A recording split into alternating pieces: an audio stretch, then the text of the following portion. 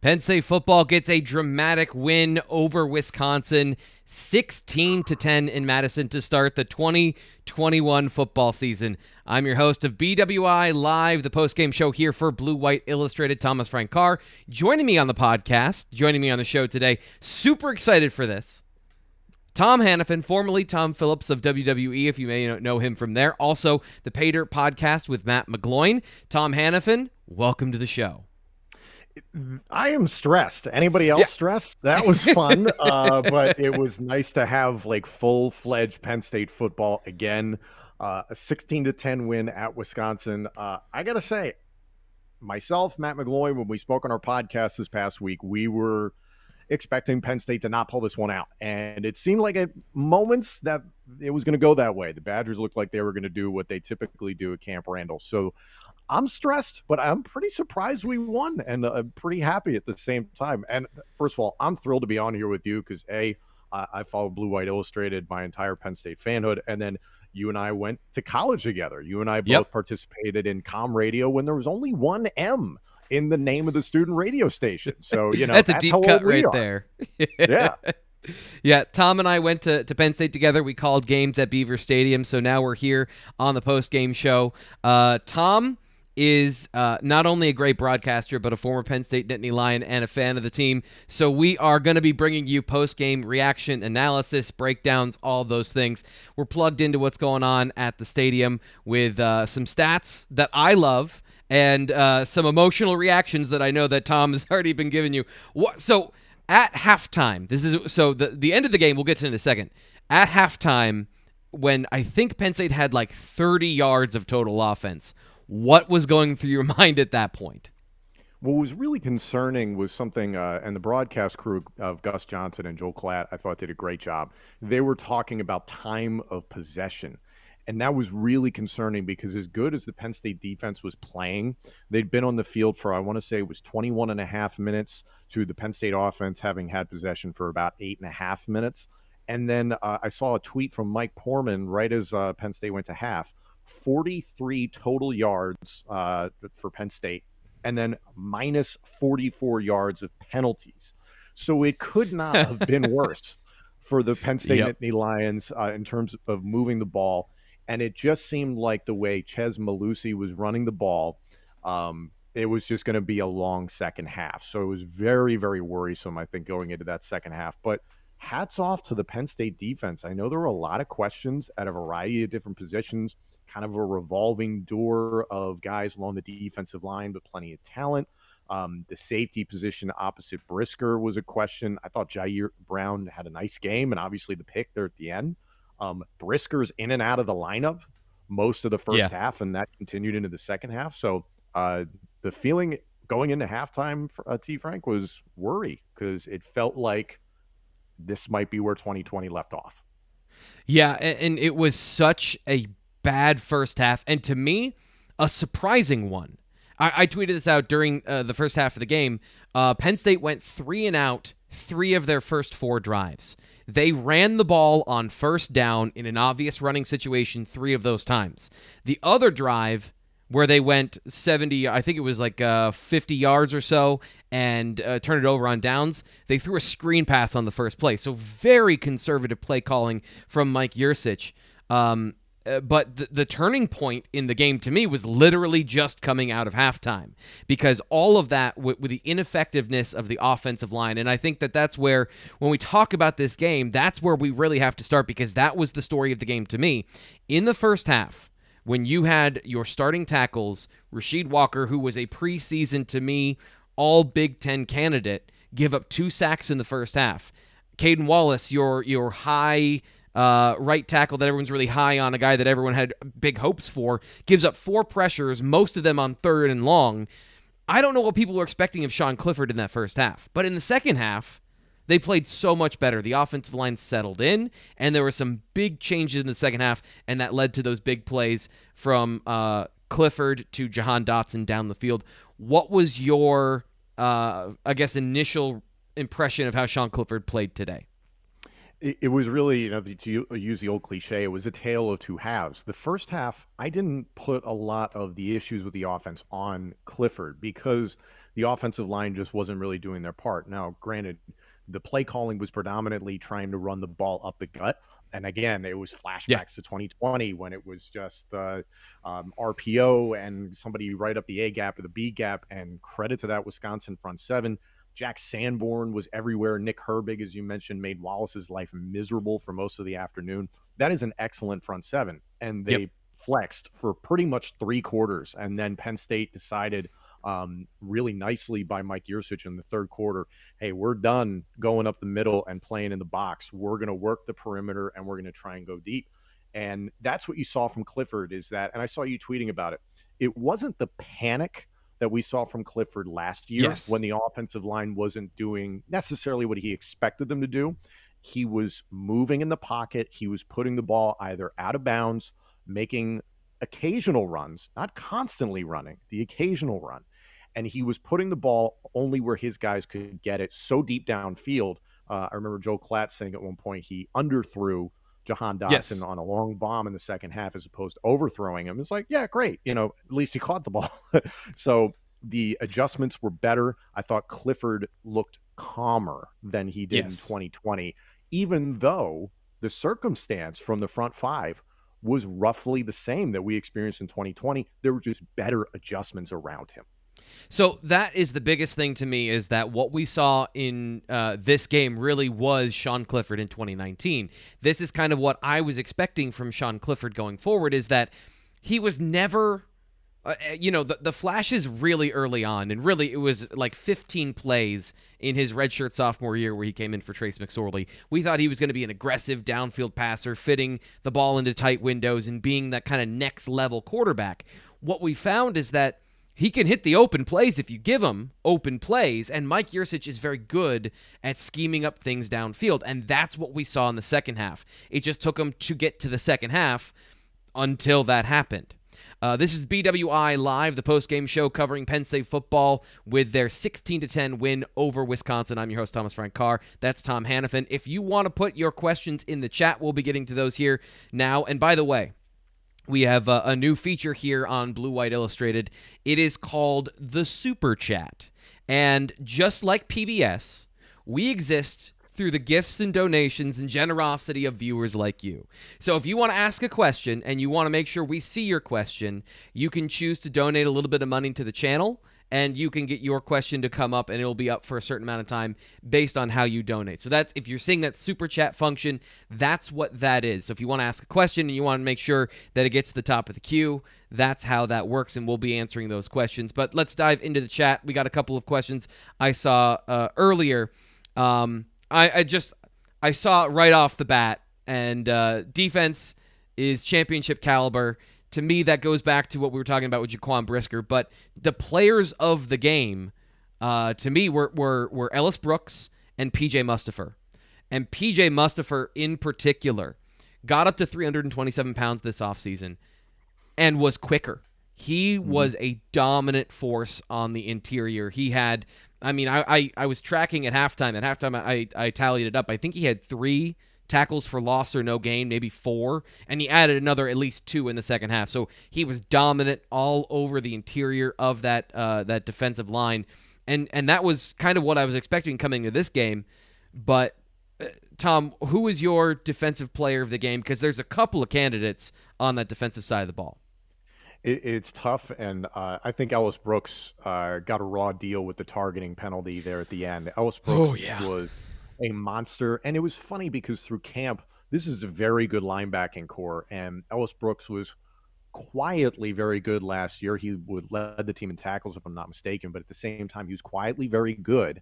And the dude reminds me, I'm a Philadelphia Eagles fan, in terms of build and nastiness, reminds me of Jeremiah Trotter. He is a big, thick linebacker, and the way he laid into Graham Mertz, especially the one that resulted in the targeting penalty, and we'll get to that in regards to Ball State and how that affects that game. What else is he supposed to do? What else is he supposed to do outside of flail, throw his arms up, and allow the runner to get by him? Because then you're not even playing football anymore. I think Joel Klatt, again, had a really good point about that the NCAA has to address this. This is one of those things, and I looked at my wife and I said, physics maintain that your spine is attached to your head. When your shoulders go down, your head goes with it. He hit below the shoulder. He did everything right. He led with his shoulder. He led with his shoulder pad. He didn't lead with his head. You have to, if you're a football player, lower your center of gravity to match that of the player who is trying to cut. Graham Mertz was trying to make a play on the sideline. He was trying to cut back inside. If you don't do that, what this is where you build the road up to the logical point, and then I kind of fall off a cliff of what are you expecting here? What's the logical conclusion you're expecting? I think it's the thought that all quarterbacks are defenseless all the time, and that's not true. The second that Mertz began moving upfield and crossed the line of scrimmage, he is a runner. He is not a defenseless player. Yes, Ellis Brooks' crown of his helmet did make contact with the side of the helmet of Graham Mertz, but still, I really don't know if you're in Brooks' shoes there. What in the world do you do differently to make that play? The gamesmanship there too kind of bothered me, and great job by Paul Christ on that side of the timeout. The timeout of we're gonna wait until the end of the play clock. We're gonna call a timeout. We're basically gonna shame you into calling this a targeting call, which was just again kind of bush league, and the refereeing in that game wasn't great to begin with those special teams calls of on AJ Litton, the gunner on those plays where he was called for catch interference. The guy literally caught the ball. He gave the 1 yard halo. It's just he timed it to be there on time. I guess if you want to say don't do that, and then he did it the second time, okay, but that's how you teach that. That's teach tape for the special teams of how you make that play. And I thought that was something that was a little. There were a couple calls in this game to me that it was, and I'm not this way when it comes to the spirit of football, but come on, it is a contact sport, and those are three situations where Penn State was playing physical, aggressive, intelligent football, and they were penalized for it. And one of them in particular took one of their best players on defense off the field and put Jesse Luketa at linebacker for the end of the game, which could have been a complete disaster for Penn State, even though it wasn't. Let's get to the... Yeah, go ahead. Sorry. I was going to just get to the chat, but follow up with your thought while I find one.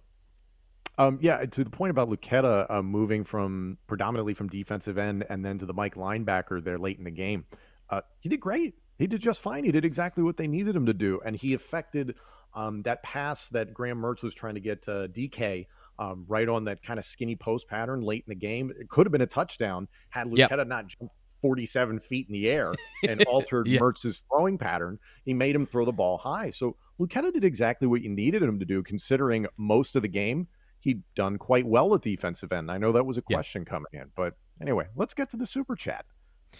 We have Evan here who asked thoughts on Daquan Hardy's performance today. Other than the play that you mentioned, I thought he did a very good job. Daquan Hardy, outside of that play, was in position where, in general, the Penn State secondary was in position that kind of made Graham Mertz look below average, pedestrian even, where there were not great windows to throw in, and Graham Mertz did not do a good job when he was given the opportunity. There was the one play to Danny Davis at the very end, but the Jake Ferguson insane catch down at the goal line, that was all on the tight end. But for his part, Daquan Hardy, I thought, did exactly what he was supposed to do, and he was on the field for only a limited number of snaps because Wisconsin ran the ball 58 times. And I know we're supposed to expect that of Wisconsin, but I came into this game, Tom, expecting more. I was told that they're going to be more aggressive this year. Paul Christ took over the play calling duties, and they go right back to running the ball 58 times. To me, that's why they lost this game, where Penn State, there were opportunities in the fourth quarter, and Wisconsin kept running right into the strength of the Penn State defense, into Ellis Brooks and PJ Mustipher. And to me, that's one of the major reasons why they didn't win this game. What are your thoughts on the idea of Wisconsin I guess, lose it. Do you think Wisconsin lost this game, or is that a Penn State victory? I think Wisconsin lost it. It's funny coming into this, and Matt McGloin and I talked about this extensively on our podcast, is that we thought very highly of what Graham Mertz did in 2020. Now, granted, their season was cut short. We only saw glimpses of him. The season opener against Illinois, granted, Illinois is not the greatest team ever fielded, but 5 touchdowns, 20 of 21, 17 straight completions. You don't see that from Wisconsin quarterbacks. He sent Jack Cohn running to South Bend. So Graham Mertz looked like a guy, and I said it on our show, this is a guy, if the chips fell the right way, and I don't believe that anymore after this game, that he could have been a Heisman contender, that he could have been the number 1 quarterback in the Big Ten. I'm not so sure after today. And it's not that I don't think he has the ability to do it. He finished 22 of 37, 2 interceptions, 185 yards. I don't know if that's really indicative of what he is as a talent, but there was a point in the game, and I believe you tweeted it, T. Frank, is that if you compare the stat lines of Sean Clifford and Graham Mertz, they were virtually identical. And if you had changed the name next to the numbers, you wouldn't have known which guy was which. So I was very much expecting Mertz to come out and sling it a little bit more than the average Wisconsin quarterback has. But then for it just to be business as usual for the Badgers, 31 carries for Chez Mellusi, who looked great, by the way, and he was right to get all those carries. But it just seemed like business as usual when it's like you've got a lot more at your disposal. The way Graham Mertz was moving the ball there late in the game definitely made me worried. So I'm curious to see if Paul Chryst and company changes that approach as their season goes on. And I know that James Franklin made a comment about time of possession after the game, which has been going back to the very beginning of when he's been here. That's been a pushback by the old heads at Penn State is he doesn't care about time of possession. Wisconsin held the ball for 7 seconds less than 20 minutes. They held it for 19 minutes, 53 seconds in the first half. They came away with 0 points. Now, part of that was the fumble down in the red zone and a blocked field goal by Arnold Ebiketie. But still, they held the ball for, I'm looking at it now, 27 plays. They had the ball for almost 15 minutes straight, and they got nothing. In the second half, Penn State's defense, again, they're running up the middle. They had a 3-and-out to start the game. They had a 3-and-out on their third series. They had another 3-and-out after that, where they gained 2 yards. What are you expecting? What are you, especially when the game pressure was on? Because during that time, Penn State has adjusted. They have the Jahan Dotson touchdown. They have the long Keandre Lambert-Smith. They're threatening. They obviously missed the field goal with Jordan Stout. But Penn State is putting game pressure on them, and they didn't respond. They just plodded along with their 1984 offense. I was surprised. I was told that this was going to be a more challenging offense. Everything I saw last year, they were going to be a more challenging offense. They were going to do more stuff, more complex running schemes. They were going to do not just so much power and counter and beat your head into the dirt with a fullback and a tight end. And, like, at a certain point, it's not working. That was the whole game. That was the whole game. And credit to, what's the name of the backup running back for Wisconsin? Garendo. Garendo had a nice game with over 50 yards rushing, so clearly it didn't really matter who they were putting back there. Mellusi was great. The offensive line played very well. But yeah, they were talking quite a bit about Danny Davis and Pryor as potential weapons, and those guys got involved a little bit, and DK just seemed like he was not a factor. And the whole offense, it was said early in the game that they plan to run the offense through Jake Ferguson. I was like, that sounds like 1984 Wisconsin. I'm seeing a lot of people here in the chat say, hey, Mertz isn't good, and that he, in the bed on the big plays. And there were a handful of fumbled exchanges. And the interceptions, obviously, down the stretch. He did blow it when the game was put in his opportunity, but it seemed like, to your point, did Wisconsin lose the game or did Penn State win the game? Wisconsin lost the game, because if they'd gone maybe to more of a pass-happy style, a little bit more consistently, maybe a little bit more balance between the run and the pass, Mertz and company could have run away with it. But especially when Jaquan Brisker was out for the majority of the first half and was in and out of the lineup until whatever happened at halftime, whatever magically made him better, I don't know what that might be, kicked in, and he was playing better. You had that big opportunity where one of the best safeties in the nation is off the field. And I understand Penn State has good corners, but you saw that even the best corners, you could make plays on them sometimes. And I'm just looking through the play-by-play here. 3rd and 8. Grant Mertz, incomplete. He's throwing on 3rd and 8 against, again, a Penn State defense that was putting pressure on him. 3rd and 6 here. 3rd and 7.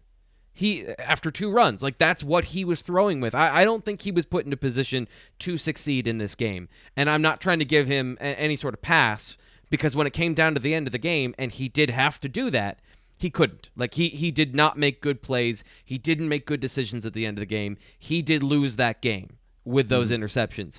But it's not like he could pad his stats and go 20 of 21 for 245 yards and 5 touchdowns, because shocker, this wasn't an Illinois defense that was a historically bad team that we haven't seen the likes of in a long time. And It's just, this game to me, the game flow of it was so weird, where neither team could do anything in the second half. And then the third quarter rolls around, Penn State hits bleep it, and Wisconsin went, you know what? No.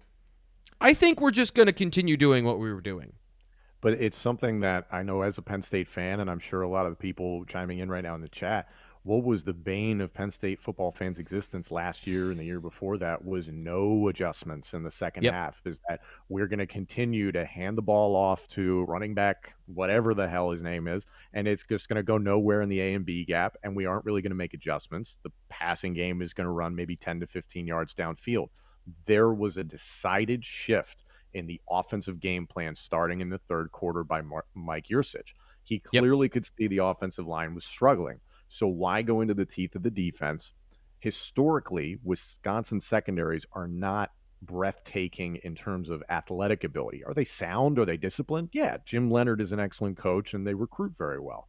But this is a pretty good Penn State receiving core, and Jahan Dotson easily could have had 200 yards receiving had things worked out differently. But he was burning the Badgers quite a bit. I was surprised. I was curious what you thought. The Penn State tight ends, who I lovingly refer to as the freaks because they are that, pretty quiet, pretty ineffective. What do you think? Yeah, that was one thing I was pretty surprised by because, from the athletic profile, and this is what I said on the BWI Daily Edition, is, they have the talent, but then it becomes a question of we've never seen it before, so there's always a question of can they do it? And for his part, I really thought that Brenton Strange didn't get separation. I was expecting him to get a little more separation in routes. He was, he was one of the players that was not getting open. And really, then it becomes about opportunity. I don't think Theo Johnson even got a target in this game. If he did, it was probably a short pass. There was one, but I think Clifford missed him. Oh, that's right. It wasn't. That one hit him in the hands. It was a tough catch, but it was pretty close. Like that might have been a 50-50 where it was catchable, but it wasn't an easy catch. Peter Tomaselli in the chat says, any word on why Stout was kicking PATs and field goals? No. That was a surprise because you saw on the screen, if you were watching the game, you weren't in Wisconsin, Jake Pinniger was at the game, and we had been seeing both of those guys getting kicks in practice. It wasn't like this was some sort of hidden secret. I was pretty surprised to see that. Now that we've seen it, I wonder if it's an injury thing, because if that was how he performed on short kicks and extra points, you better hope that Jake Pinniger is healthy or he didn't just completely fall apart, because that was not a good performance from Jordan Stout inside of 40. No, the missed extra point, like we see plenty of instances where, chip shot field goal, sometimes it gets away from you. It's the first game of the season. A lot of excuses that you can make for the guy. To miss an extra point when you're up 16-10 and it's that close game is inexcusable. So I completely agree. Everybody in the chat is jumping on Stout, and I understand the guy's going to have a long flight back to State College to think about this. But, that's something big to consider if you're James Franklin and company. I hope Pinniger is not injured, but that is one of the worst things you want to have this early in the season is let's go back to practice and figure out who our kicker is.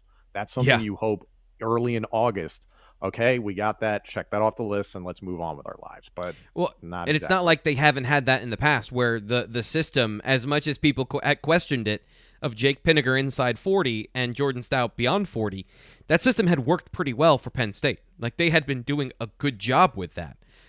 So we are here on the BWI Live Post-Game Show. I'm your host, Thomas Frank Carr. Tom Hannifan with me here on the show. We are bringing you live reaction, analysis, and our thoughts about Penn State's 16-10 win over Wisconsin. If you are in the chat right now, first off, thank you for being a part of the live show. This is our first ever live post-game show for Blue White Illustrated, taking her on her maiden voyage. So we're all learning together. We're all learning some new stuff about this. But one thing that we're enacting here at Blue White Illustrated is what's called the Super Chat on YouTube, where if you are enjoying the show and you'd like to donate to the show, because we can't do this without the generosity of viewers like you, then consider using the Super Chat. The other thing that happens when you do that is that if you ask a question and you want us to make sure that we see it, I've got a little special window here for Super Chats where that is going to come up right in my face. I can't ignore it. It's going to be there. We will answer that question. So if you want to donate to the show so we can keep doing this next week and the next week and the next week, because we're going to be talking about Ball State here in a second. If you want this show to continue and you want us to say thank you for what we're doing here, just consider using the Super Chat function. So, Penn State wins 16-10 over Wisconsin in a low-scoring game. If you bet the under on this game, you were making some money and probably pretty smart. Who's your player of the game here? Because I know we talked about the defense and there's some good players on defense. Tom, who's your player of the game that is your team MVP today? I think it's got to be. I think you could pick a number of guys. Just the feeling I have, and purely on emotion, it's Jaquan Brisker. He was being held together by duct tape and, good luck and God knows what out there. And he was in and out of the lineup. I think it was 4 or 5 times. Like it was difficult to watch at times because you're just concerned for his well-being. For him to come in, get the interception late there in the game, which should have iced the game, that would have been great. But obviously, they made it a little bit more stressful for the rest of us. But Jaquan Brisker showing his ability despite injuries and to lead the defense in a time, especially when right after Ellis Brooks came out, that was right around the time, if I'm not mistaken, that the pick occurred. I'm just making sure I have my timeline right. Brisker was great. He has been very highly billed by people like Pro Football Focus. He's going to be considered a first or second round draft pick probably. And he's living up to the hype, and that means a lot to the rest of your guys when you're hurt head to toe and you go in there and you still make plays that ultimately led to the game going in Penn State's favor. Yeah, and he had a great pass breakup before the interception. That was a huge play in the game as well, and something that Penn State again has been working on time and time again. That what you just described. That's how legends are built. It was at the big noon kickoff on Fox. I was seeing tweets from people in Texas that are watching, like it was the game at noon today on Saturday, and he played. I gotta get his stats here, the official stats in the game. He had, let's see here. He had 4 tackles, all solo, 1 tackle for loss, 1 pass breakup, 1 interception. So he was playing all over the field and was making big plays. And again, in big moments, what should have been a game-sealing interception. Once again, Tom, it's so weird calling you Tom. Like, I called you Hannifan for 5 years, and now I'm calling you Tom. Either or, doesn't matter. It should have been a game-sealing interception, and just like the Indiana game last year, I made a lot of excuses for Penn State after that loss of they were right on the doorstep. It was great plays. It was great throws. But this time, it was not great plays. It was not great throws. They were giving I don't know why Brent Pry goes to such a soft coverage. He goes to that cover 3, don't get beat deep. And they ate up 25 yards before the drive even started. Are you questioning that at the end of the game? Is that a trend, or is that just the bleed the clock thing and you're not worried about it? No, I think that's definitely something to be worried about. Obviously, you hope they go back and correct that in film study and practice this week. Like that shouldn't continue. If that keeps happening the rest of the season, you're like, hello, what are you doing? it was an overall entire team defensive effort. I saw Chris Tressler say that in the chat. He's absolutely right. We've talked about several guys. Jaquan Brisker was outstanding. Arnold Ebiketie, let's not forget, he came in and out of the lineup a bunch, blocked the field goal early on, was quickly becoming a legend, even though he just transferred from Temple. So, I don't know what the It'd be nice for Penn State fans to get something from Temple instead of get something. God, I remember going to MetLife for that game a number of years ago and just being like, what are we doing? But to your point, the defensive effort there in the last few minutes was very odd. I was just thrilled to not see unnecessary fourth down attempts to go for it and unnecessary 2-point conversions. You didn't see that. You saw some changes on offense. You saw Sean Clifford under center. So there were a lot of things that changed for the better. But that's just one more thing where it's like, if you could go and fix that and not give up a 15-yard cushion to, let's be very honest, mediocre wide receivers, that would be great. Because you do this against Chris Olave, you're going to get killed. Yeah, and that's always the thing in the back of your head, right? Of, ooh, if Wisconsin's doing it at the end of the game, and it's another game situation where Penn State is against better receivers, maybe at that point they do need to play 15 yards off. But they're counting on that pass rush getting home, and I do have some concerns about that playing so soft at the end of the game. But this time around, it worked in Penn State's favor because when they did blitz, they did get home. We have Salvatore Zagra here in the chat. I love that name, by the way. Salvatore Zagra. He said, did you notice the holding and tackling by Wisconsin offensive line quite blatant? I only noticed the one. And Joe Klatt did a good job pointing it out, of Ellis Brooks got straight up tackled on that fourth down conversion that led eventually, I believe, to a touchdown, where that was the only one I really noticed, but it was pretty bad. And the only reason I bring that particular point up is to illustrate the fact of what last year was and what this year is for Ellis Brooks in particular. And when he went off the field, you saw the difference of when he's in a good position and he's playing around good players and when he's not on the field. Because last year, he was trying to make up for a lot of mental mistakes by other players, and he played the game of his life this week. So that Penn State linebacking core, just by shuffling the pieces around to more natural positions and not losing Micah Parsons and your defensive keystone that you're scheming everything for right before the season, Ellis Brooks is a good football player. And that was kind of the performance I was expecting of him. A smart, I think Jeremiah Trotter, you mentioned, that's a good example for him of a smart, tenacious football player that's going to be in the right position, is going to play with physicality, and he's quick to the football, maybe more than he's fast. I think that's a great sign. The way this game went down, now obviously Wisconsin wasn't too concerned about whether you knew their play or not, but Penn State, right? Like they didn't care. Like, we're going to run counter over to the left side. We're going to run behind the left tackle. And Penn State just met them there. That's, I guess, my point is when they had to, Penn State was stout against the run. They made tackles for loss, and they were aggressive again. They're back to what Penn State was before 2020, and all those concerns I think you can put to bed about whether or not this defense is good. Now the question is going to be whether they can hang with Ohio State or some of those better teams when they come up against them. Yeah, you just can't put the defense in positions like they were put in today where it's like, hey, you've got to hold up for 6 minutes and then 7 minutes and then 8 minutes, and it's just 3 and out. I think it was 4 consecutive 3 and outs at one point by the Penn State offense. You just can't put them out there that much because they'll just get exhausted. I know some people in the chat are saying time of possession doesn't matter, and it's a difficult stat. You really need to pay attention to the game. It doesn't matter if you score touchdowns, right? Which they weren't doing. Blowing the doors off somebody 42-10. Yeah, it doesn't matter. But if your defense is on the field for a ridiculous amount of time and they're exhausted, defense is going to only hold up for so long. That is a great Penn State defense. So the Nittany Lions are very fortunate.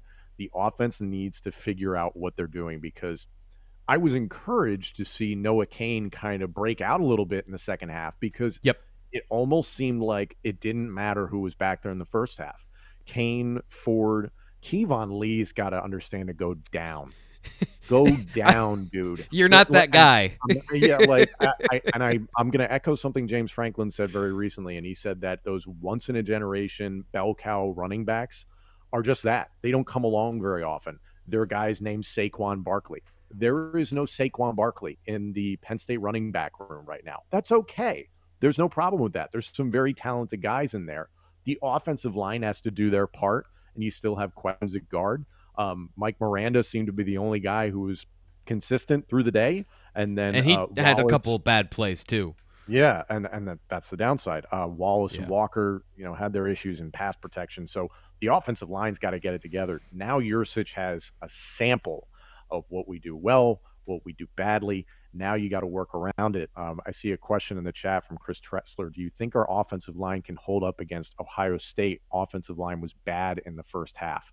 You were kind of touching on this. Yeah, I'd be very worried playing against Master Teague and Yeah. whatever CJ Stroud is capable of by the time we get to playing Ohio State.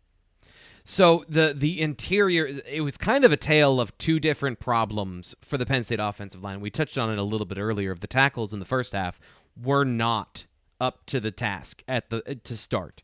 They settled in and their talent took over, and that was good to see, because to me that was one of the things I said. PFF tracks what are called true pass sets, and those are the plays where it's what you saw in the first half. 3rd and 9, you have to throw the football. Caden Wallace had less than 100 of those last season, so even though he started the end of the year, we all saw what that offense was at the end of the last year, so we don't really know what he is. He settled in and played better in the second half, but he still gave up, I think, 3 or 4 pressures in the first half that directly led to Sean Clifford throwaways. And then on the other side, Rasheed Walker allowed 2 sacks, which for that guy, that's inexcusable. One of them, too, was a mental mistake on a stunt early in the game. And, it was good to see them settle in. But one thing that I do think you should be concerned about that didn't settle in, the interior of the offensive line stabilized a little bit, and that was, in my opinion, because Eric Wilson came in and played most of the snaps at left guard in the second half. He was the majority of the time he was there, but they could not get any movement up front. And I understand it's a really good Wisconsin front seven. But if we're comparing these things now, and it's always going to be that measuring stick, that seemed like that might be an area where they struggled to run the football between the tackles coming up in the future, because what we saw from Noah Cain, swing passes to the outside, get him in space, make that first defender miss, and then get yards. That's how he got his yards. Pretty much everything up the middle was shut down today, and that is, to me, a concern going forward, because Eric Wilson's a good pass protector, but the reason they wanted Wiggin in there, in my opinion, the reason he was a starter, is because he has a little more power. He's a guy that might be able to get you more movement in the run game. But at that point, you just need somebody to stabilize the position. And I have some concerns about that area going forward for the Penn State offense. Yeah, there's a lot to be worried about, especially the number of times that it was just a 4-man rush, all 4 down linemen, and they were just beating Penn State's front 5 with basic stunts. That happened a lot. And even if they sent 5 or 6, you would see that as well. But the stunts were killing the Penn State offensive line. Yep. And to the credit of Sean Clifford, was it the greatest game he ever played? No. However, his pocket presence was definitely better than last season. Yes. He did just enough to keep Penn State in the game. He did not make critical mistakes. He got rid of the ball when he had to, but he moved appropriately. And one thing that I made a note about, I think it was in the 3rd quarter, maybe the 4th quarter, where he in the red zone, he kept it on an option, and he ran up the middle for about 7 yards. You would have seen that 10 times a game last year. Oh, I He know. did that. He did it once, and then That a was couple other little times he got away, and it made a difference because it made them respect that run from Clifford, as opposed to, oh, hey, we're gonna account for him and we're just gonna shut him down. They got nothing else. So there were different wrinkles to this offense, and I thought Clifford showed a lot of poise despite the offensive line continuing to struggle. So that's going to be a theme moving forward. So Brian in the chat says, I know you got to break it down, but can't you let me be happy for a few hours? Jahan Dotson is phenomenal. Jahan Dotson is phenomenal. How about that? I want to be very happy. I am a pessimistic Philadelphia sports fan, and then it's transferred to my Penn State fanhood. Let's be honest. Last year was awful, okay? I personally did not think Penn State was going to walk into the number 12 team in the country, Camp Randall, that crazy environment. Credit to Fox, the way that they showed off Camp Randall. It was a wonderful atmosphere. Yeah. It just didn't seem like, based on what happened last year, that this team was going to go in and pull off that win. This is a great win to start the season, to open the Big Ten season, especially because if they drop this game, September is a big question mark. Ball State, granted, not the greatest Power 5 team ever, but did win their conference last year. Then you host Auburn from the SEC. Then you get Villanova, which you should win, but it becomes a Jekyll and Hyde question for the rest of the month. This makes you feel better. It doesn't erase all the problems, but this is a really, really good start. And especially, I see Zach Romig saying, be happy about our defense. Penn State fans should be ecstatic about this defense. This is one of the best defenses I've seen Penn State field maybe in the last 10 years.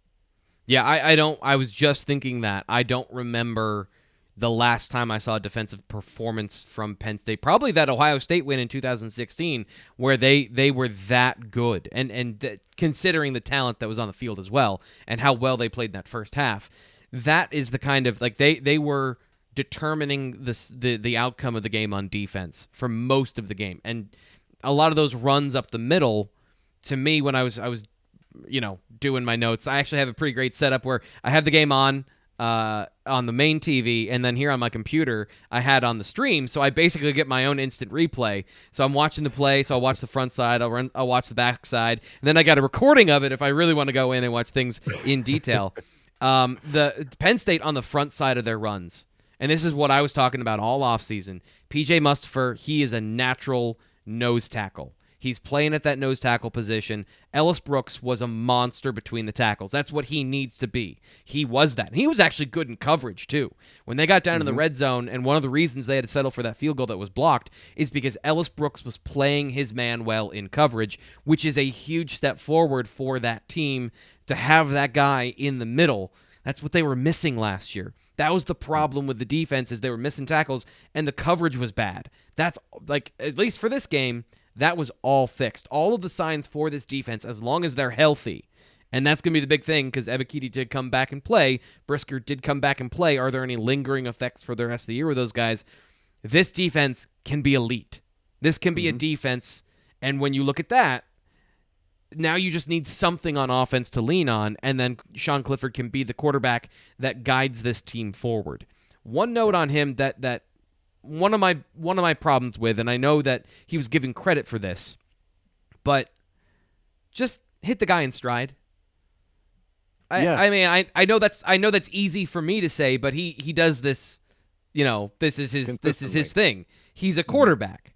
And he overthrew Dotson on the one play. The plays where he was under pressure and those overthrows, I don't count those against him. He's doing his best there. But those two would-be touchdowns that were not touchdowns, I do put that on Clifford. And if those opportunities come and go that often in the future, this offense will still struggle to put up points because, again, Mike Yurcich is a great offensive coordinator when it comes up to scheming those deep shots. That's a consistent thing he's done at Oklahoma State and at Texas. So if he continues to get those shots, you've got to hit them, and you've got to hit him in stride for touchdowns. So I thought he was good, but I didn't think he was the reason they won or lost that game. That was really a defensive win for Penn State football.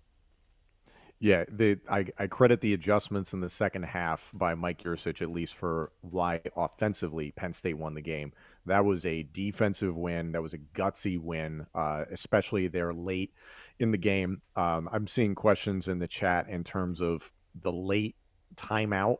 I think it was the second to last timeout for Penn State taken. Oh, yeah. I'm blanking on the timing. Help me out here, T. Frank. I'm blanking on when they took it, and I believe Wisconsin still had 2 timeouts left. I was confused as well. Was it the end of the first half or the end of the game? No, at the end of the game. Okay. Help me out here. So I was prepping for this show, so I watched most of it, but I don't remember that one specifically. James Franklin has never been an elite clock manager. But I don't think that was a part of this narrative, truthfully, is that was not a problem. It was, I think what is coming up, and I did miss this drive. It was after the Brisker interception where Penn State was trying to bleed the clock as much as possible. And to me, that's my biggest problem with that particular situation is I know they did do a rollout and they did throw the ball to Kane, but I felt like in those situations, it's tough because your offense has not been good consistently all game, and you don't want to give the game away right there. Mm-hmm. But don't put your defense in a position where they have to go back on the field. They've already done their part. You need to get that first down. And to me, that was the problem I had. And I truthfully, I missed that part of the game to know if there was clock management issues there. But if you said that there was and you saw it, I wouldn't be surprised by that particular situation. I'd have to go back and watch it, and I am curious to know. Yeah, I would be thrilled to see what in a post-game press conference James Franklin would have to say for an explanation of that. I'm sure that we're going to get that.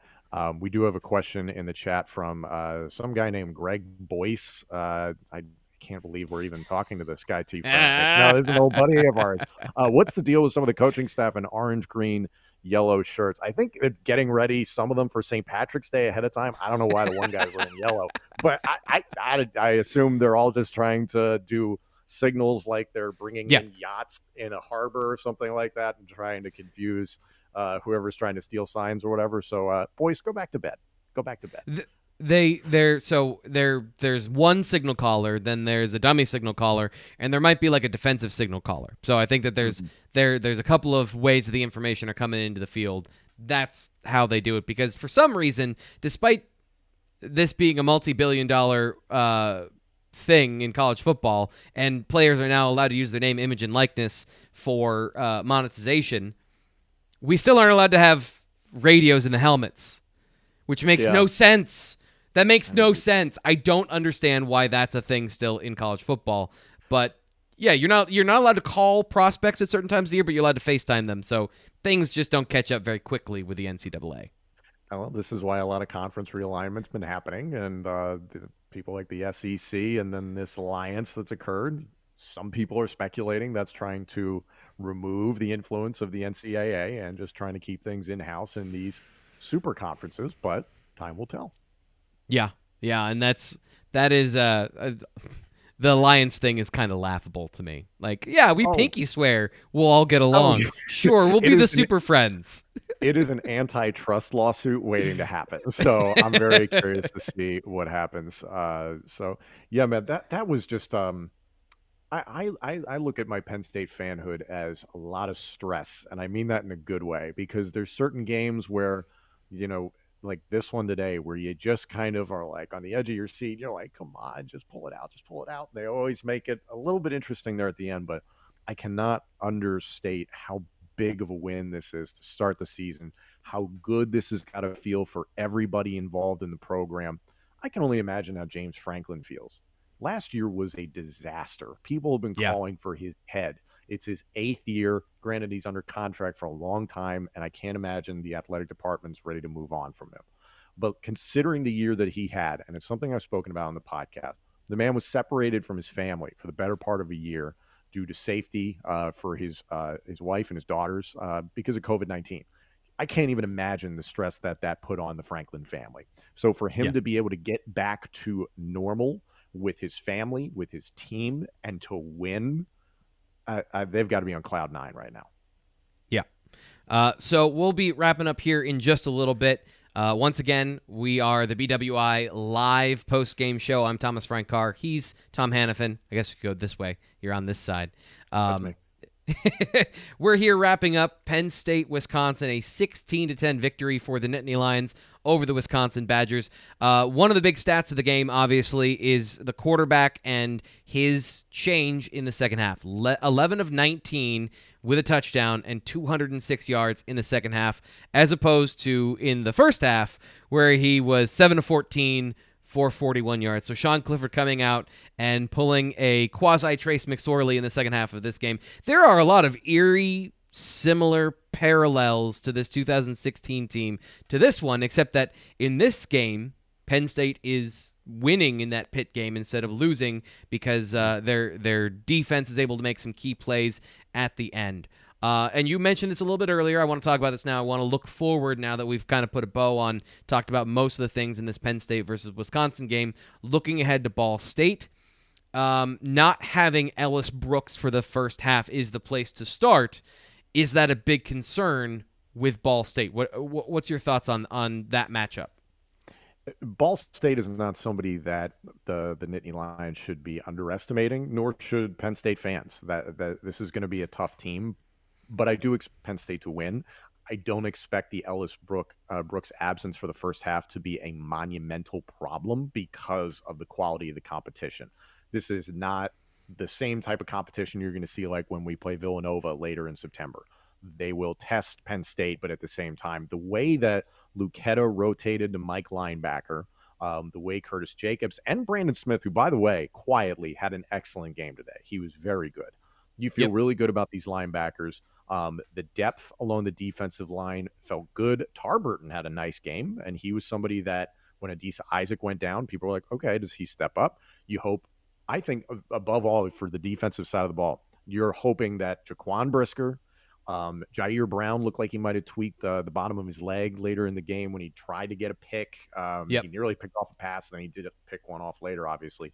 And Arnold Ebiketie. You just hope those guys spend the week getting healthy, and then if they're lucky, they don't have to play too many snaps come the Ball State game. So that should hopefully be the priority. And then on the offensive side of the ball, T. Frank, I just don't want this offense to just get arrogant and be like, oh, we're going to have better opportunities maybe to run the ball against Ball State. And us as fans maybe see a lot of success this coming Saturday and be like, oh, they fixed it. Not necessarily, because you'll turn around and play Auburn, who will have outstanding athletes, maybe not as disciplined as a Wisconsin Badgers front seven, but still outstanding athletes. The run game's not going to get fixed in a week. It's just a question of what does Yurcich roll out in the first half as opposed to what he did this week. That's going to be very interesting. What do you think? Yeah. I was told earlier this week that Auburn has a potentially national championship level defense with their skill level, so that's going to be a problem. But as long as Bo Nix is the quarterback, there's always a chance to win if Bo Nix is the quarterback on the other sideline. That's just my thought about that game. The Ball State game, I actually did a little bit of pre-scouting. I did a little early scouting because they played on Thursday night, so I was watching some of their tape yesterday morning. I was led to believe this was a very good team, and they're a very disciplined team in the sense of they're very like the Penn State defense. They're very aggressive. They play hard. And they've got some good athletes, but maybe it was just first game jitters. There's a lot of mistakes from Ball State. Fumbles, false starts, unforced errors, unforced penalties in that game. They did not look good in sync offensively, and they got a good quarterback. I think not probably the physical level of Grant Mertz, but he's a good decision maker, and he can hit the open throws when they're there. But they've got one good receiver that I noted. I think it's number 11. He's a good receiver. The corner, their starting corner is really good. But then to me, a lot of the things schematically they were doing, you can't get away with those things. They were playing 3-down linemen tight inside, and they were playing their outside linebackers 2 yards off the ball. Now, a lot of what that is a lot of teams use those jet sweeps that you saw today. They use a lot of motion to confuse or to kind of outflank the defense, and putting your linebackers out farther and a little wider gives the opportunity to then rush up and fix that. If you're 3 yards off the ball and you're facing Juice Scruggs and Rasheed Walker, you're going to be 8 yards off the ball. Like, that's just physics. So unless they're going to be faster to the point of attack than those guys, which, again, I don't see that happening, they're going to have to very different game plan. They're going to have to play straight up more than they were in that game. And I forget who their opponent was. I think it was Western Carolina. I think it was the Chanticleers. The fun team. Oh, that's Coastal Carolina. Coastal Carolina, yeah. And they, that to me, that I was told that this team could upset Penn State from what I saw in film. They have to play a perfect game, and they certainly didn't do that in the first game. So for Penn State, they've got to go out, they got to take care of business, and they should be able to start the season 2-0. So a major hurdle here, Wisconsin, Penn State, we now know more after this game. Penn State wins 16-10. They now have the opportunity to go 2-0. And again, we're allowed to do this. They're going to say 1-0, 1-0, 1-0, but you can realistically look at 3-1 to start this season, Tom. Yeah, that is probably being pessimistic, and you never Right. know what can happen when. Listen, Auburn, as you mentioned, very talented. You can never underestimate an SEC team. However, that is going to be a huge challenge very early in the season. I am very grateful Penn State draws Ball State in week 2 following this game because it gives you a chance, like I mentioned before, to work out some of the kinks. Look at teams like UNC, where Mac Brown had the cop out of saying, well, their teams are getting a scrimmage this week, and we went to Blacksburg to play Virginia Tech. Yeah, that's kind of the way these schedules work out. There is no preseason, and especially following a COVID-plagued year, a lot of things are changing, and a lot of things are unpredictable for so many college football programs. Penn State is fortunate, to your point, that they cleared this hurdle of Wisconsin, a gigantic way to start the season. Now Ball State, maybe you can start to work out some of these problems, and then you get ready for Auburn, a whiteout on your home turf. If Penn State finishes September 4-0, I don't want to jump ahead of anything, but still, that Do it. could really Jump. I mean, I predicted this team would go 8-4. So now, like, if they finish 4-0, I mean, do you get double-digit wins? Yeah, this team to me has always been capable of doing that. It's just that everyone was so down after what happened last year. And before we get into that, I want to know, how'd you feel about having a Big Ten game open the season? As a fan, as a professional fan, how'd you feel about opening with such a big game to start the season? I really loved it. It was because there's so many instances where you do get the FCA school or something like that. You understand that Penn State is that big of a brand. They've earned the opportunity to do that on a regular basis. But personally, I love the early game of this magnitude because, as you can see, if you win this, it sets the tone for the whole season. And this is a great resume builder for Penn State as the season wears on, to have started the year on the road in conference at what is going to end the season. Wisconsin will end up with a good record. We know what the Badgers are. Are they going to win the West? That remains to be seen. But this is a really solid win, and hopefully this is something for Franklin to build off of. So I loved it. I would like to do it more often. And if anything, I thought it was fun. It gets some of the stress out of the way. It's like, oh, great, we did that. Now we can move on. And I don't know. It was fun. Yeah, I thought it was one of my biggest problems has been when we start the season. I'm all about having realistic expectations. One of the reasons I do my film rooms about Penn State prospects here on the Blue White Illustrated YouTube channel is because I want fans to have realistic expectations for these players.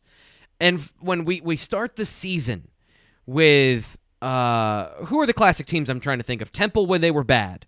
Buffalo would come in and they gave him a good game. I'm thinking of all the good games, honestly. Thank you, Akron. Yeah. Akron, Villanova is a good example of that. Like you watch them walk over 2 or 3 teams, and sure, it probably gets them geared up and gets all the kinks worked out. But then you start thinking that Sean Clifford is going to go 24 of 35 and throw for 4 touchdowns every game, and you get all this built up, and it's great. But I think this hype plus realistic expectations. Now, we've seen what Penn State is right now. We know what they are. We don't have to worry about, well, did Anthony Wiggin get more, or, what happened with that safety position? Or they were tested at every point on the roster, and they passed. So that's what you have for Penn State football today as they win 16-10 here over Wisconsin. We got about 1:30 left. Any last thoughts on the show here today, Tom? Chris Tressler has been really active in the chat, and I do want to give him a shout out. He said, my little baby heart can't take games like this every week.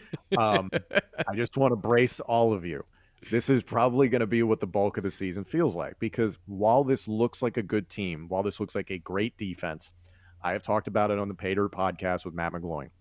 In 2018, James Franklin said, we've been a good football program. We're a great football program, but we're not an elite football program yet. It remains to be seen where we fall in that spectrum this season. I am hoping we're leaning towards being a great football team. However, there is a long way to go, and I have a feeling there are going to be more stressful instances like this, but there is plenty of reason for positivity. Congratulations to the Nittany Lions beating the Badgers. And that'll do it today for the BWI Live Post-Game Show. Penn State wins 16-10 over Wisconsin. They clear their biggest hurdle to start the season they've had since a game against Miami before I was born. So we'll be back again next week with the BWI Post-Game Show. We're going to go 20 minutes after every Penn State football game this season. Tom Hannifan is going to be joining me for the majority of those. You can check him out on the PayDirt Podcast with Matt McGloin wherever you get your podcasts. And of course, subscribe here to the Blue White Illustrated YouTube channel for the BWI Daily Edition, our recruiting podcast, and more. I'm Thomas Frank Carr. We'll see you next week.